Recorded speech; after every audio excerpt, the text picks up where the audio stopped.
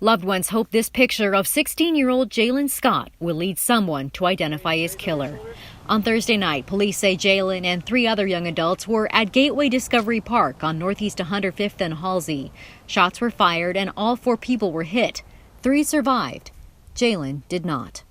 Police say Jalen's homicide was the 31st murder committed in Portland so far this year, 27 of them since mid-June. Beyond that, police say so far there have been just over 470 shootings this year. That's compared to 267 shootings for all of last year. Remains to be seen. On Monday, Portland Police Chief Chuck Leavell shared a statement about how these murders have intersected with police response to ongoing protests. Violence, he said, is coming at an increased cost, and not just for the occupied buildings protesters are targeting. Gun violence is skyrocketing, said Leavell. Emergency calls for service are not being answered.